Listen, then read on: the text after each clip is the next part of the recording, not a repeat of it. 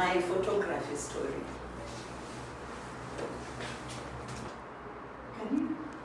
Is there someone you know who is here? I didn't even as if I have this.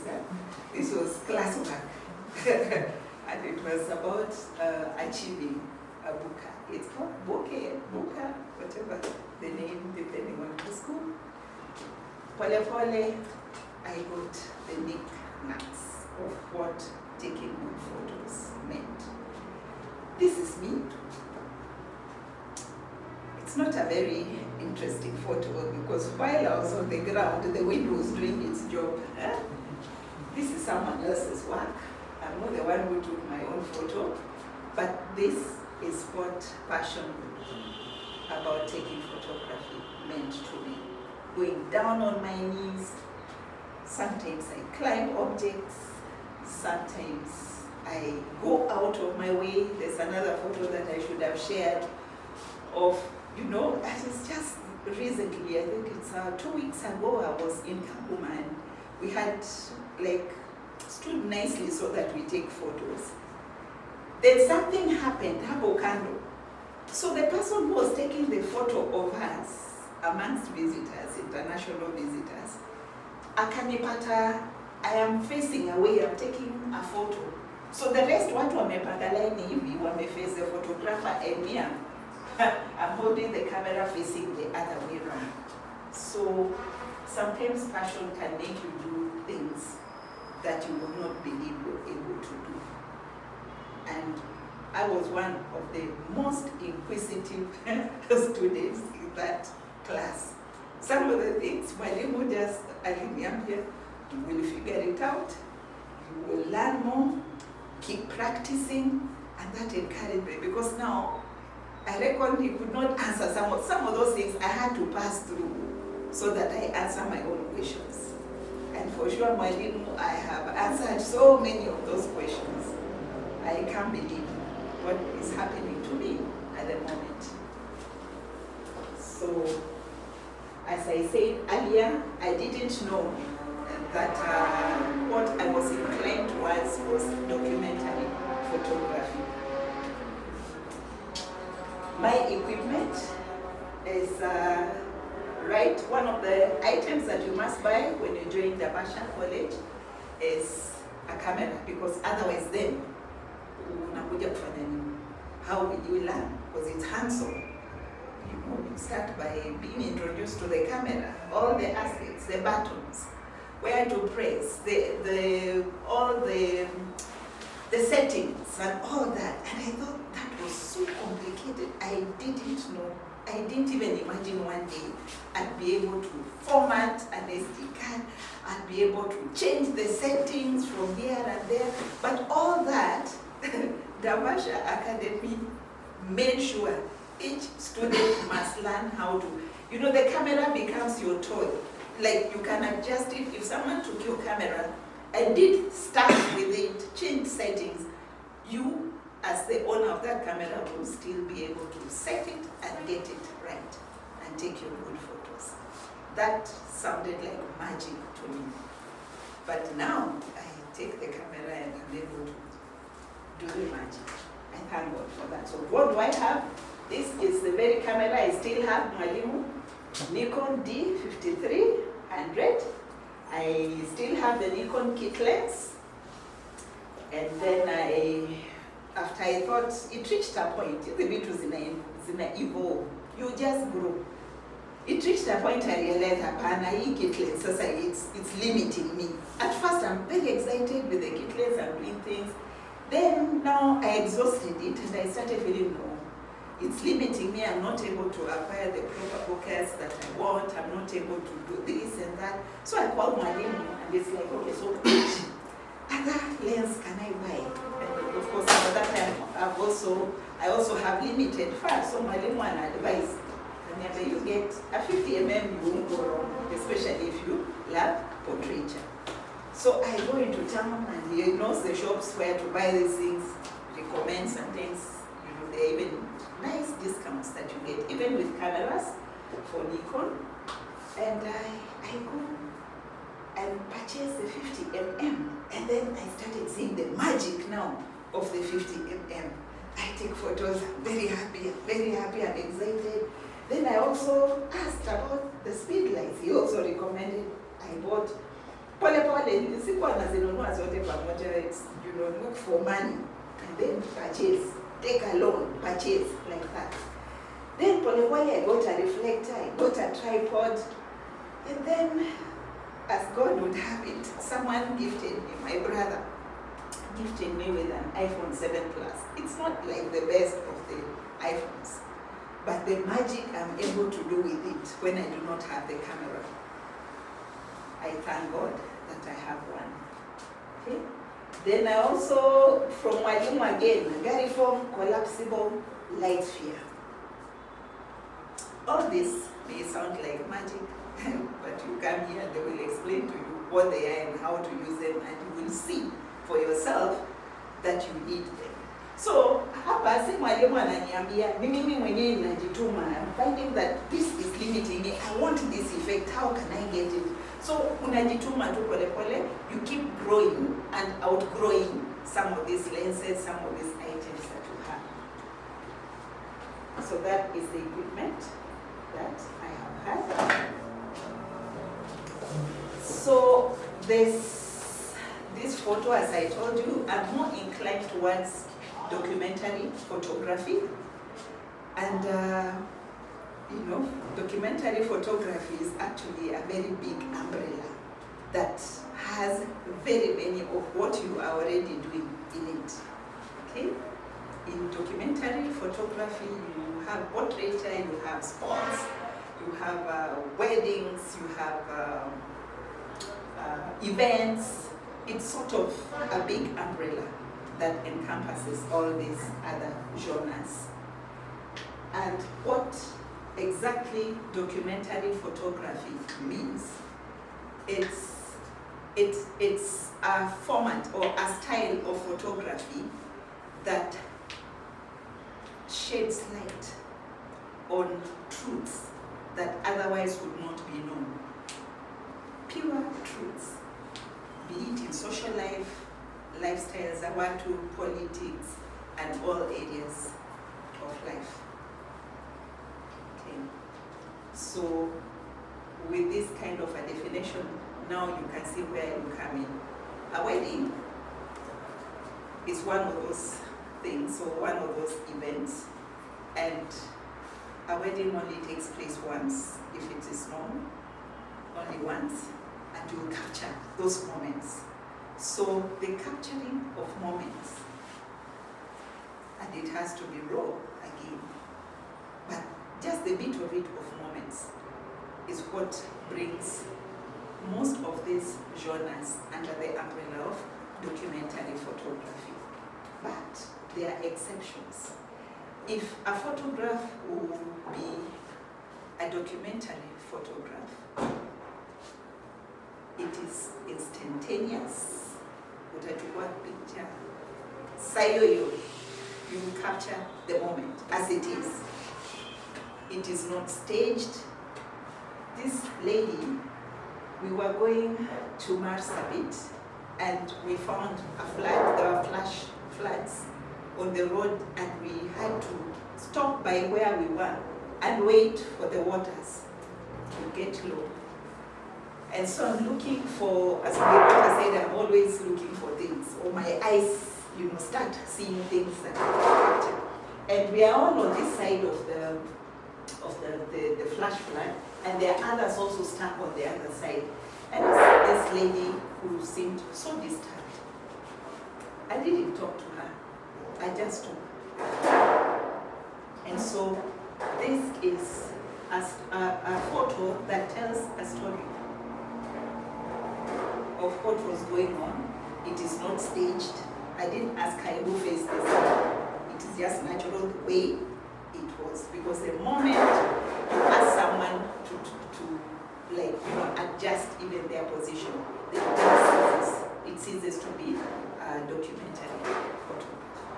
A documentary photograph is brutal. It takes situations the way they are. Remember, it reveals the truth just as it is. And some of the documentary photos are actually graphic. In fact, documentary photography is very closely related with photojournalism. There's someone who said they're doing photojournalism. It's you? Yeah. They are very closely related because both of them deal with truths the way they are. But for photojournalism, sometimes it can be staged. But for documentary photography, you can't stage it, you can't adjust. There's no makeup. Taking things raw as they are. Okay. So again, if you look at that with that definition, you realize at weddings, there's no like staging, there are no poses. A few of those instances in a wedding, there are no poses. So some of those photos you take in a wedding or in some of the events would pass. Those are photos that are kept. They will keep them for memory. They will form part of their history. Right now, with the politics going on, I'm sure, and especially people watu na degrees zao, toana wapi, is yours fake, is yours not fake. People are feeling like they must produce their photos, you see. So that actually forms history. So documentary photographs are actually documenting the moment as it is for further reference. So you find photos of like the moment, the first flag in Kenya when it was being raised at Uhuru Gardens. That photo, nothing was raw about it. It was nothing was staged about it. It was instantaneous. It was taken at the moment. So being with the camera at the right place at the right time. And that now means that as a documentary photographer, it's like you will always have to have your camera next to you and your finger on the shutter. So amongst the best things, what I usually do most of the times, my camera is on continuous shutter speed because moments just pass. Ilikuja ikaenda. Okay? Like this moment, I could, even if I asked this lady to pose, I pose even. But this picture speaks so much. I don't know, you can all form your own stories when you look at this picture. If for anything, I should have asked you to look at this picture. What do you see?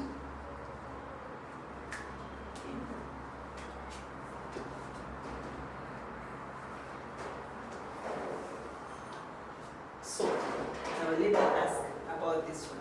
What do you see about this picture? Let's just have some answers.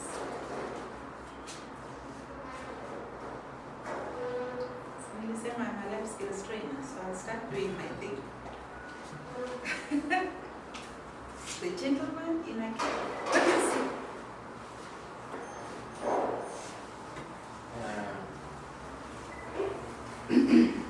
There are some kids who are listening to a radio.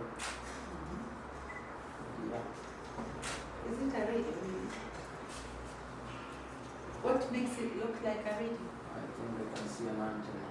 An antenna, okay. What else? Is there someone who is seeing something else? Yes. Some element of curiosity, thank you. Yes? I think I see the rawness behind the fact that video equal, they did not have to like pause and now look at what you were talking about when it comes to the documentary kind of photography. Yeah. Someone else is saying something else? You had your hand up? Yeah, okay. Thank you. So these are Turkana boys and the pastoralists. They look after their parents' cows and goats. And they just happen to have come near our office. And they needed attention from the station. So as I went out to like find out who they were, I got curious. I found them, with this gadget, apocalyptic. I was like, what's going on? I ran, got my camera, and then then I asked them now, further explain, what's this? They told me it's a radio.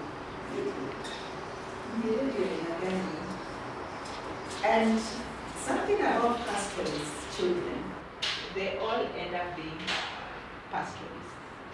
And most of them, especially the young boys and even girls, do not go to school.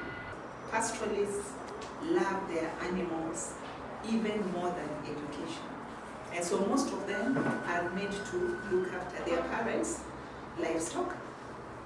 And as much as the Ministry of Education in Kenya has made it mandatory for children to go to school, in Turkana, it's a negotiation. Like in every family, the government has got to negotiate with like his family. You have 4 children. Out of these 4, if you can't give us all of them, then how many can you give us to go to school? And of course the negotiation continues, and you find that they have their own way of criteria of how they choose who will go to school and who will not. And one of the things they look out for the ones that will look after the livestock and the ones that will go to school, is that the ones that are sharp, the ones that will not let an animal or will not lose the livestock while out there looking after the livestock. The intelligent ones, those are the ones they keep to look after the cattle. But the daft ones, the ones that are absent-minded, the ones that are careless, those are the ones they release to go to school. So these ones, they don't go to school. So definitely they are very intelligent. And because our station was relatively new, I said it was a COVID radio station in 2020, and this was 2020. So then we were new, we are learning the culture, we are learning the people, and so we wanted to confirm, what is it, how intelligent are they? Are they really intelligent? I tell you, this young man here is called Philip, and Philip makes radios. This is a radio that is made by Philip. Philip is a listener of CFM in Kakuma. And when I asked him who he knows at the station, he mentioned all the names of the presenters. He mentioned all the radio programs as they follow, right from morning, the mid-morning, the afternoon, the late evening. He knows everything about the radio station. So he is a keen listener of the station. And I asked him, so hii radio umetengeneza namna gani? Of course, language is quite an issue. They haven't been to school, they're not so exposed. And so he knew a little Swahili, so there was a lot of struggle to even communicate, but somehow we managed to communicate. And he told me that he picks. This is a part of something that was thrown away. There's some old radio that was also thrown away. So he goes to the dump sites and collects anything that looks like he can piece together and come up with a radio. And sometimes he even uses batteries, phone batteries. Zile za Nokia. Anaweka huko nyuma, anaunganisha na mawaya, anachukua from the dump sites, and he comes up with a radio. Okay? So that is Philip with his friends listening to our station. So I was curious, how? Show me, how do you tune it? Our station is 90.7, and it is on. I was so shocked at this boy and what he's able to do. He stays in the village. I inquired more about him. He is a village technician, electrician. Anatengenezeanga watu mabulb, anapata vitu zimetupwa nini, bulbs ingine iko aje, some wires nini anaunganisha, and then he comes up with even solar lamps in the village, the Manyata. His name is Philip. And Philip like to one day be an engineer, but he's not able to go to school. Why do I capture some of these photos? My work entails documenting the lifestyles of our listeners. It also entails picking out what would be interesting to our donors, the people who help us to set up the radio stations. What would make them give more? And so this is how I'm using the documentary photography. So most of the photos you'll see are photos of our listeners and listeners in action. I had mentioned that I also do life skills training. And so while in Bumula is, who knows Bumula? Kuna mtu anatoka Bumula. Bumula? Atuoni Bifuoni? Does it ring a bell? Bifuoni? Okay, so Bumula is in Bungoma. And as a life skills trainer, I was posted to Bumula. I went there. For 10 days, I was staying in Bumula. And one of the things that happened during a training, a life skills training, that was sponsored by World Bank and KIOP, was that at the end of the training, we have Mr. and Miss Life Skills. Mr. and Miss Life Skills competition is so stiff, but a very unique thing happened while we were in Bumula, that the IEBC office was just the center where the training was taking place. And so when they heard that we were having elections, students were having elections, they decided that we'll do it the IEBC way, kabisa kila kitu. So we needed photos of the candidates, and my photography came handy. So those were the voting cards, and the students were there, managed to capture this. They're all there ready to vote. And so my photography, these photos are actually in the archives of life skills promoters, the ones that were conducting the life skills training, which was funded by World Bank. So these were photos that I used to show the unique thing that happened at the center where I was. I had trained with them for 10 years, but nothing has ever happened the way it did. So part of the documentation was this unique occurrence that happened.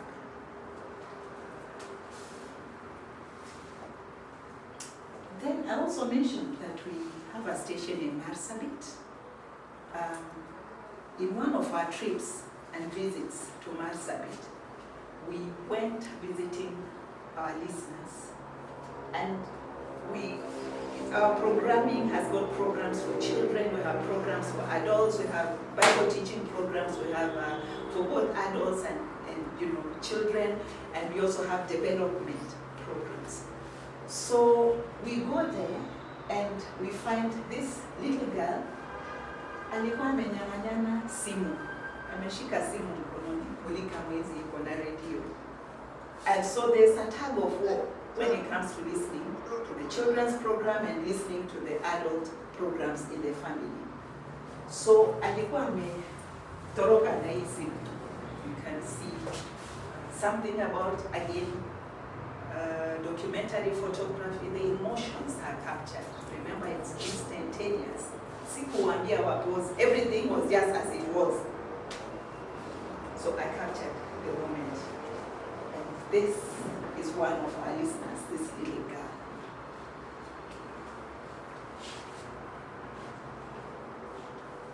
Then I mentioned about our station in Kakuma and documenting the lifestyle of our listeners in Kakuma camp. While visiting them, I find this baby that was being bathed. But then documentary photography is raw.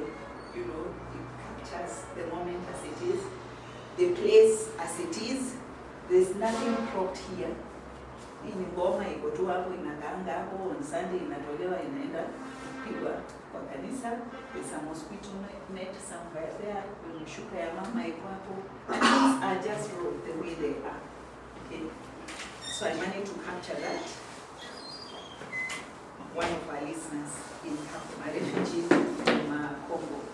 Again, you know, Congolese wanapenda vitenge, and there are some vitenges right there. So there's a lot, when you look at the picture and study it, you will see so much. So the lifestyle of a refugee, I found, you know, when I asked her several questions, she told me, hii mafuta ambayo anapaka mtoto ni mafuta ya ng'ombe. It's not that they are not able, remember they were busy, they are not able to afford like so much luxuries. So anatumia mafuta ya ng'ombe anapaka mtoto. But the baby hakupenda hiyo mambo ya kupakwa mafuta. So to appease her, right from the bathing point, akapewa ndizi. So raw, indigenous, and beautiful. Then, this happened. This was still the same scenario where it had rained and there was mass exodus.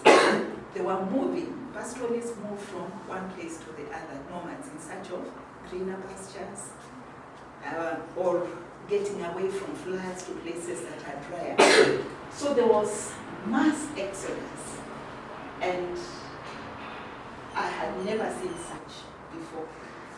That there is a special basket that is made to carry children and to carry, you know, household goods, and this just makes it easy. Watoto wanavuka tu hiyo maji wakienda, and you know they are no longer a burden to carry for the parents.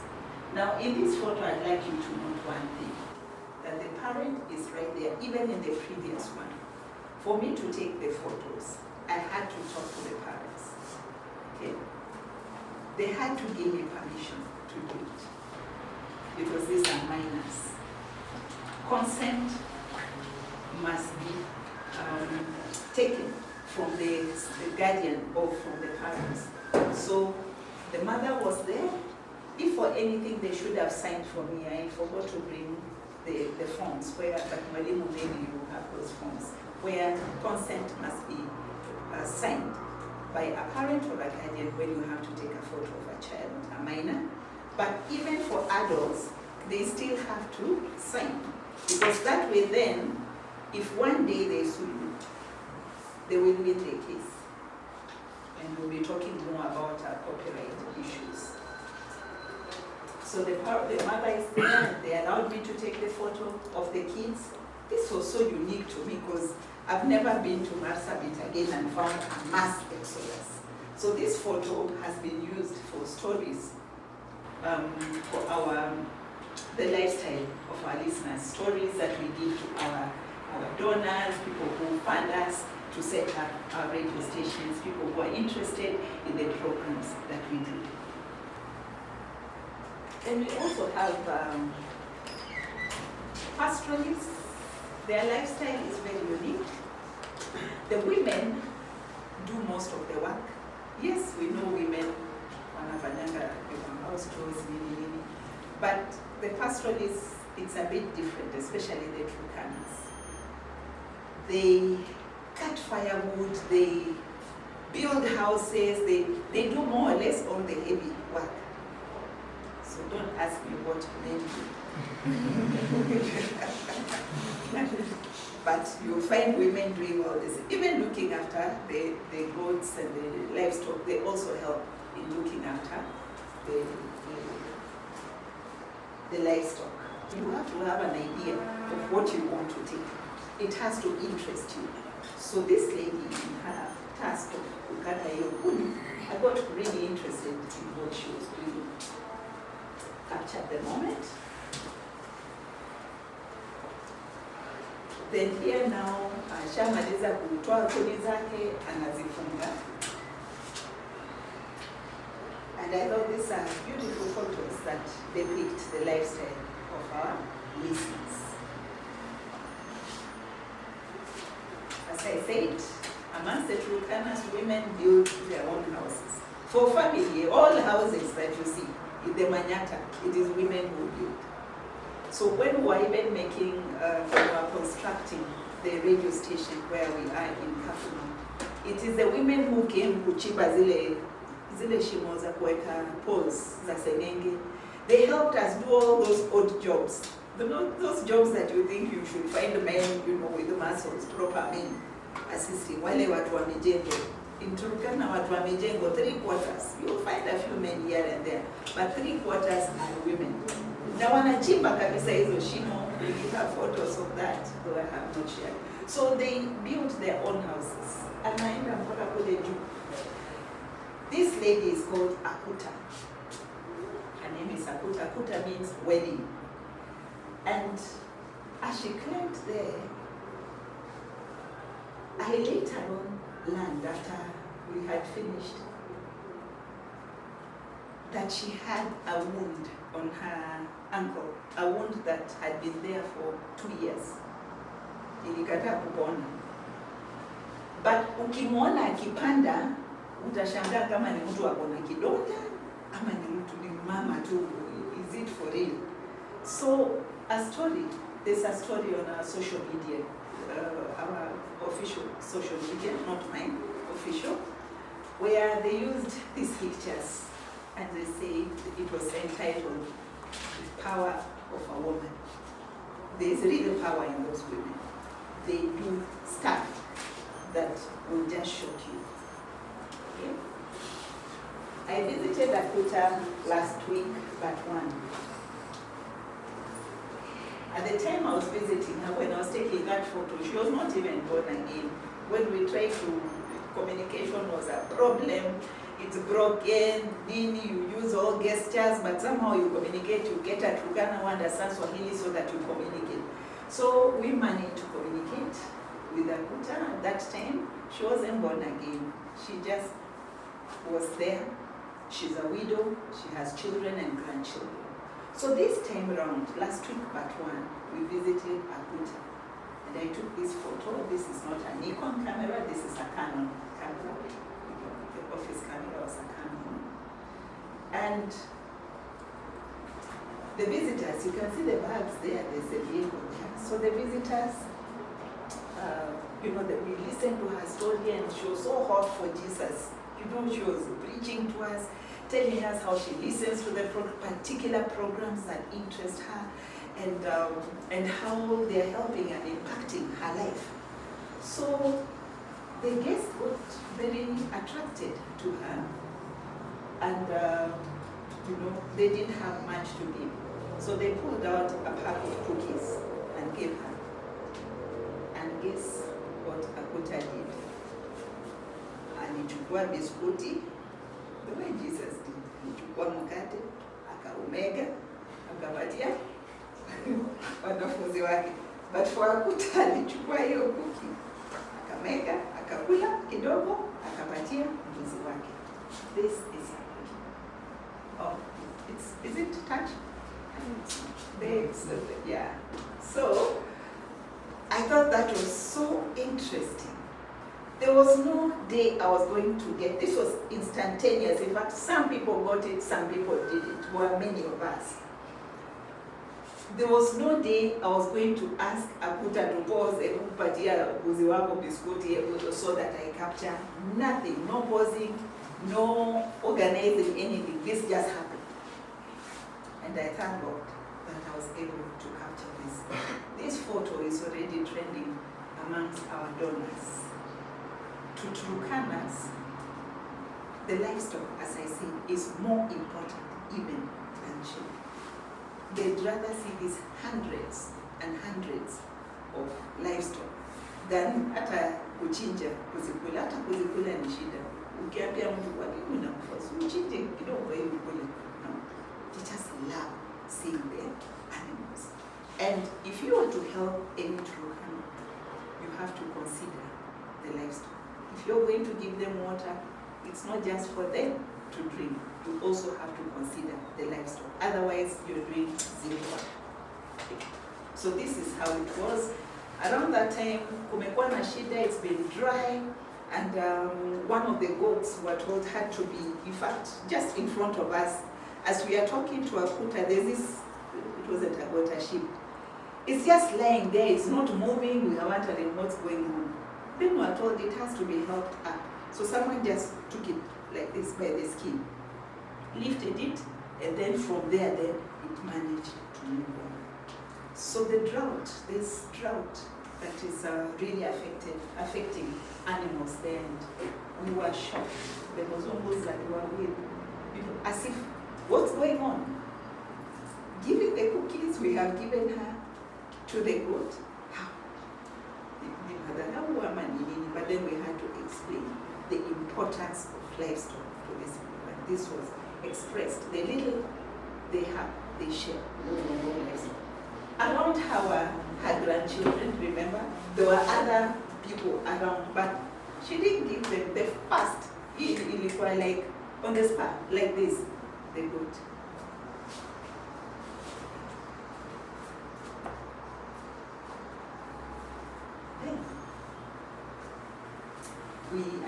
As I had shared, we also distribute radios because our listeners, our audience are amongst some of the most marginalized places in Kenya.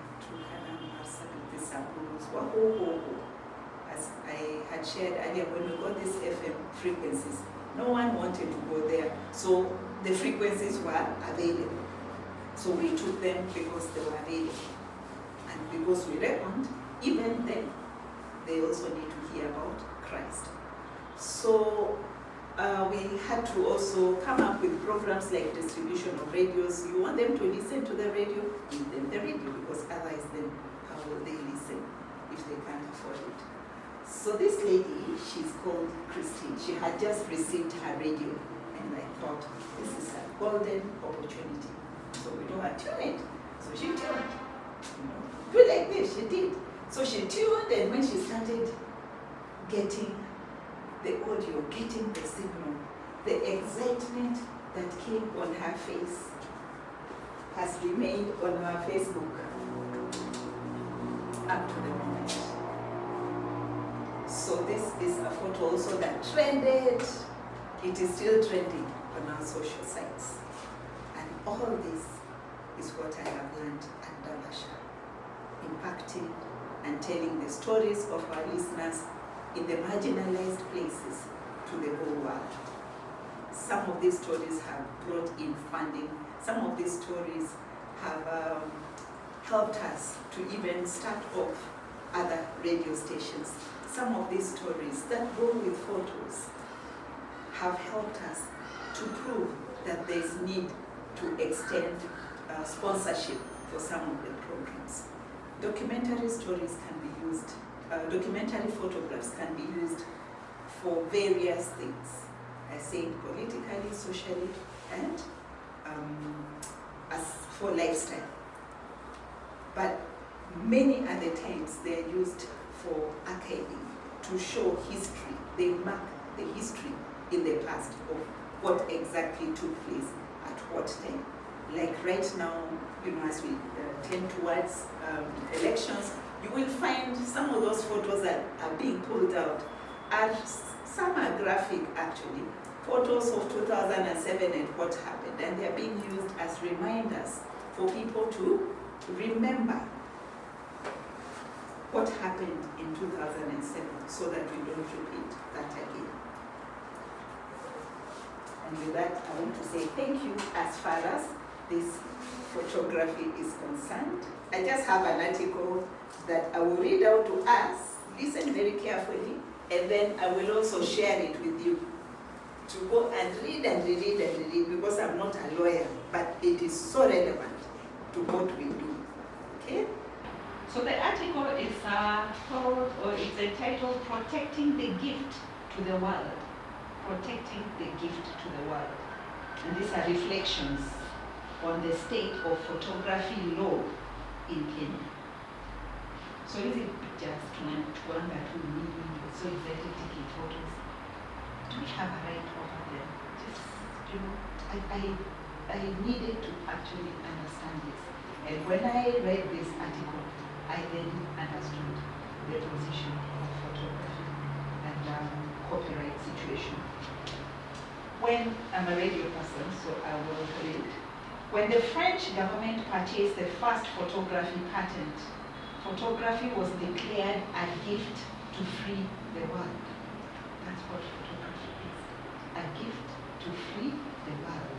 So these words will turn out to be somewhat prophetic, as photography will go on to have a resounding impact on the world.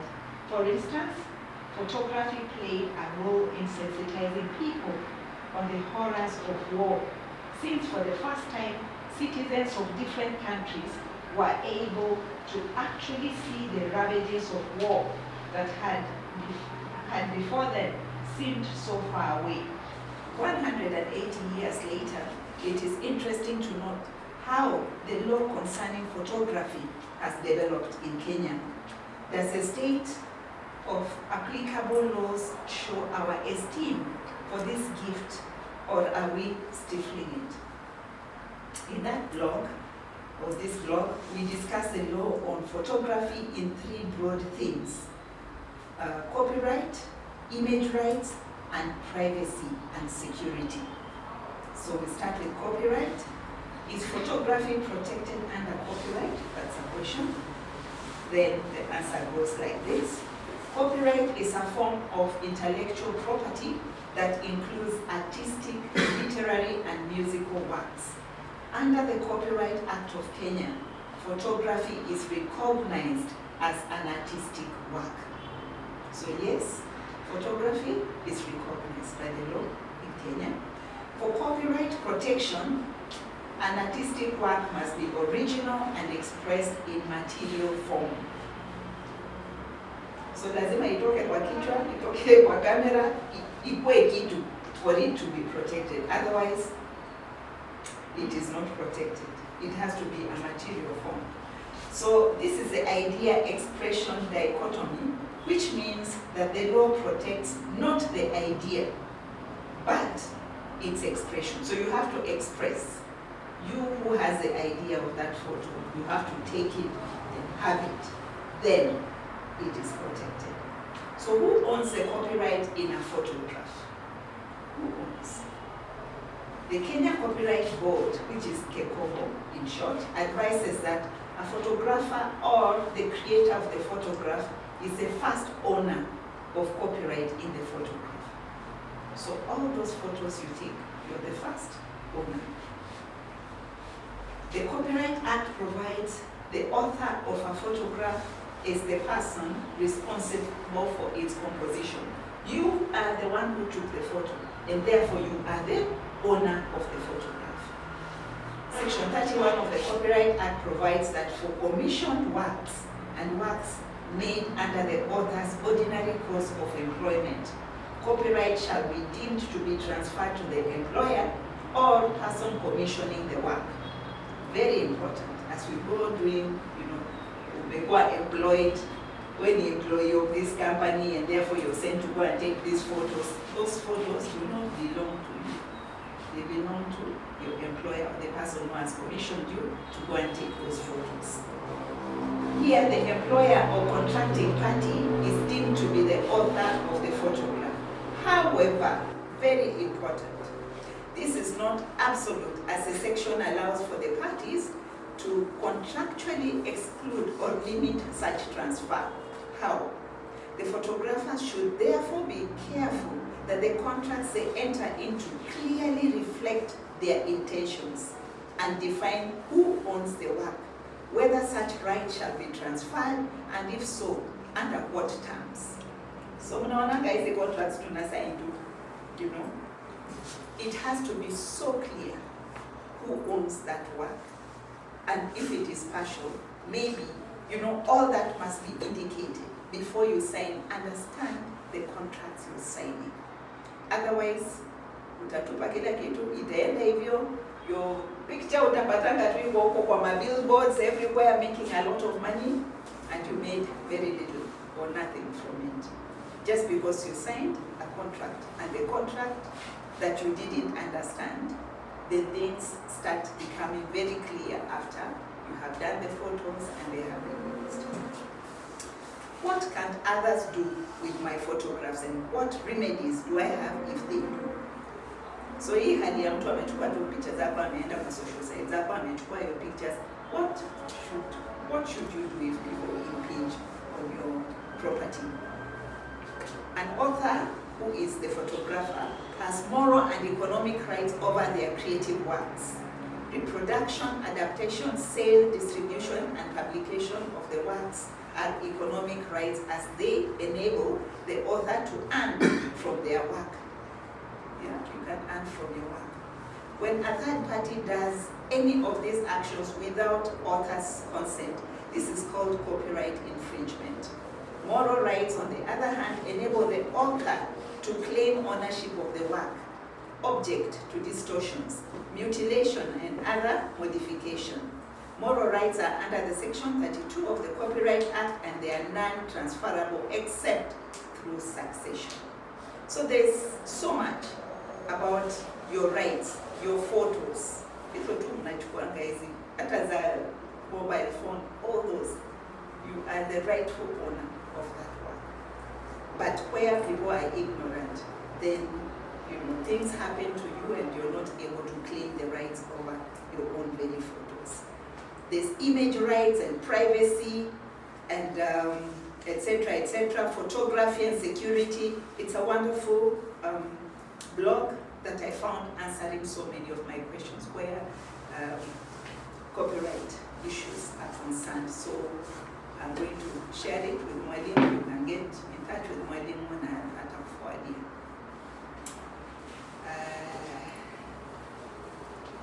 Nafikiria nimemalizia hapo. It's been nice. Yeah. I thank God for you people that you came and that you listened, and I believe if you don't take away 10, take away 3. If you don't take away 3, take away at least just 1. And may it help you. May it open your mind as far as documentary photography is concerned. Remember, it's a big umbrella and many other subgenres are under this big umbrella.